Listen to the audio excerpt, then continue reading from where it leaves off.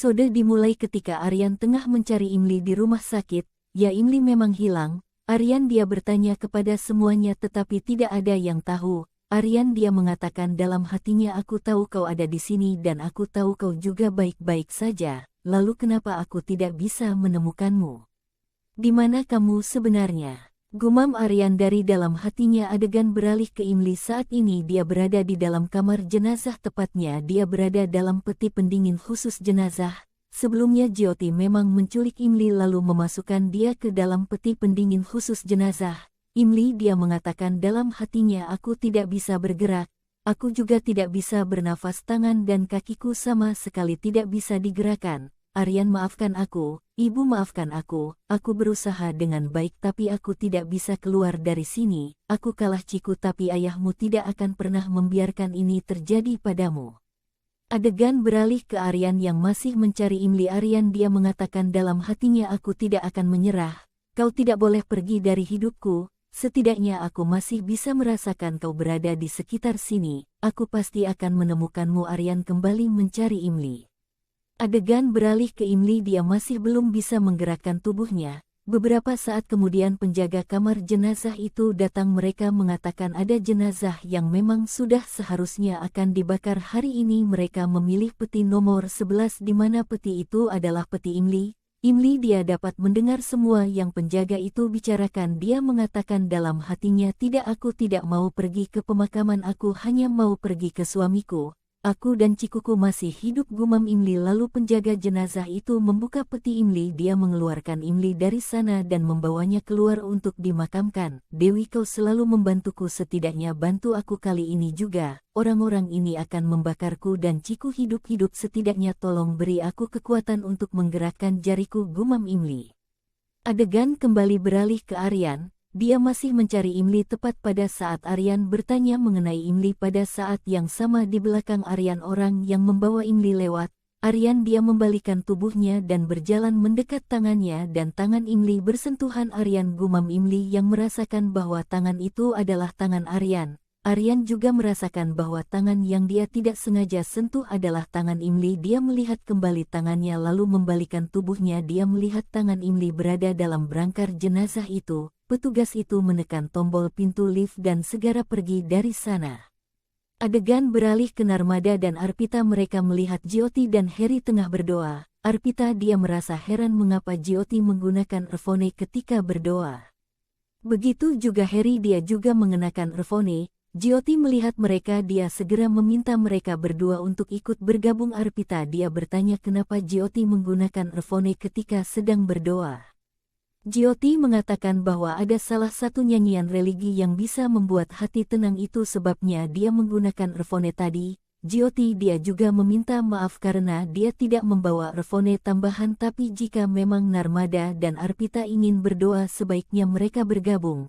Narmada dia melepas sandalnya dan bergabung dengan Jyoti. Jyoti dia meminta semua yang berada di sana menutup mata dan menikmati doanya. Padahal beberapa saat yang lalu Jyoti dan Heri mereka pesta minuman keras.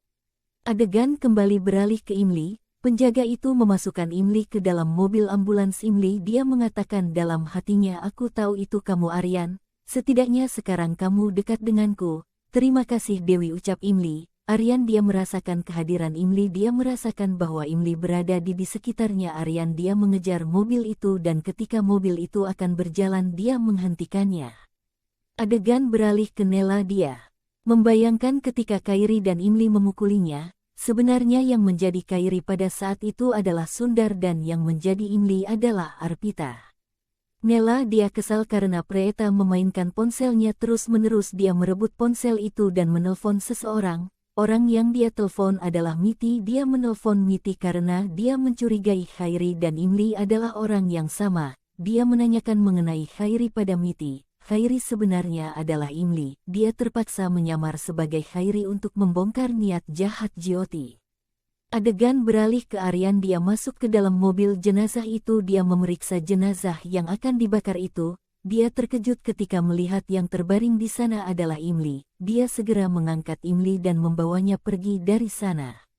Adegan kembali beralih ke Miti. Dia mengatakan bahwa Khairi adalah gadis yang langka dan unik, dia tidak akan bisa ditemukan dimanapun. Nela dia mengatakan bahwa dia sudah mendapatkan jawabannya lalu dia segera menutup teleponnya. Miti dia mengatakan dalam hatinya Imli biasa menyamar menjadi Khairi untuk menghiburku atau justru merencanakan sesuatu yang besar. Dia mengambil keputusan menyamar sebagai Khairi lagi selama bertahun-tahun, itu artinya sesuatu yang besar tengah terjadi. Dewi Imliku sangat nakal tapi dia memiliki hati yang bersih, tolong bantu dia, ucap Miti. Adegan beralih ke Aryan dan Imli. Aryan dia mengatakan apakah Imli baik-baik saja? Dan bagaimana keadaan Ciku? Dia juga baik kan? Tanya Aryan. Semua ini terjadi karenamu, ucap Imli yang membuat Aryan terkejut. Maaf, tanpa memberitahumu aku belum sempat. Imli mengatakan semuanya. Aryan dia menyelanya dan mengatakan aku tidak peduli karena yang penting bagiku adalah apakah Madaf yang melakukannya. Tanya Aryan. Dia juga menambahkan aku sudah menyelesaikannya. Aku tidak peduli dengan persahabatanmu, ucap Aryan. Kamu benar tidak peduli mengenai persahabatan, tapi persahabatanmu dengan Jyoti bertahan dengan begitu baik. Aryan, Jyoti ada di balik semua kesalahpahaman kita dan aku sendiri yang melihatnya hari ini. Jyoti yang sudah melakukan semua ini, ucap Imli. Aryan terkejut, dia sama sekali tidak percaya. Adegan beralih ke Miti yang tengah memasak. Miti dia memasak tapi pikirannya melayang jauh ke Imli. Dia tidak bisa berhenti memikirkan Imli. Ya Tuhan, aku tidak bisa seperti ini. Aku harus menelpon Imli dan menanyakan semuanya, ucap Miti. Adegan kembali beralih ke Imli yang tengah memakan sup. Imli dia mengatakan dalam hatinya kenapa Aryan lama sekali, apakah pembayarannya tidak bisa dilakukan secara online? Aku tidak sabar ingin mengungkap semua tentang Jyoti. Ponsel Imli berdering dan dia melihat ibunya yang menelpon. Miti langsung bertanya mengenai Khairi dan itu tentu saja membuat Imli terkejut. Dari mana Miti tahu semua tentang Khairi? Miti dia mengatakan bahwa Nela sudah menelponnya dan menanyakan mengenai Khairi. Untung saja ibunya tahu jika Khairi adalah nama samaran yang biasa digunakan Imli. Jika tidak maka Imli akan dalam masalah besar. Miti dia juga bertanya ada apa sampai Imli harus melakukan penyamaran sebagai Khairi setelah sekian lama. Imli dia menjelaskan bahwa saat ini hubungannya dengan Aryan sedang diuji. Ada seseorang yang selalu berusaha memisahkan mereka. Dan bahkan orang yang sama memfitnah bayi yang berada di kandungan Imli itu bukan milik Aryan. Tentu saja hal itu membuat Miti terkejut. Miti dia berdoa agar Imli segera menyelesaikan semuanya. Adegan beralih ke Nela. Preta Nela dia memanggil Khairi keluar. Arpita dia datang dan bertanya ada apa. Nela mengatakan bahwa jika Khairi tidak datang maka dia akan melaporkannya ke polisi karena sudah memukuli dirinya. Arpita mengatakan agar Nela tidak usah berlebihan, semua bisa diselesaikan dengan baik. Beberapa saat kemudian Khairi palsu datang. Ya saat ini Imli tidak ada di sini karena itulah Sundar terpaksa menyamar sebagai Khairi. Nela dia merasa aneh ketika melihat Khairi menutupi wajahnya dengan kerudung. Dia bertanya kenapa dia menutupi wajahnya. Khairi menjawab dia sedang tidak enak badan. Nela mengatakan bahwa dia sudah berbicara dengan orang desa Khairi dan dia mengatakan bahwa Khairi adalah gadis pembuat masalah. Dia selalu bertengkar dengan warga di sana, pantas saja dia memukuli Nela.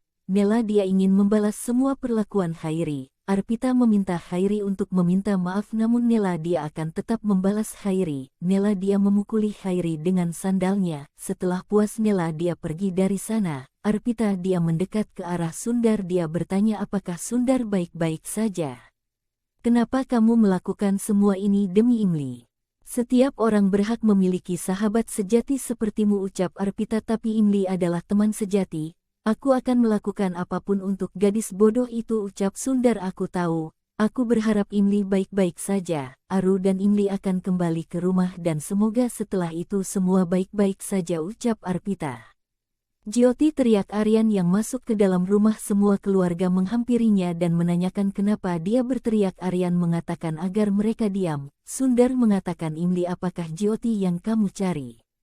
Aryan dia masih berteriak memanggil Jyoti. Dia akan keluar jika dia berada di rumah. Aku yakin saat ini dia sedang di rumah sakit untuk membunuhku dan Madaf, ucap Imli.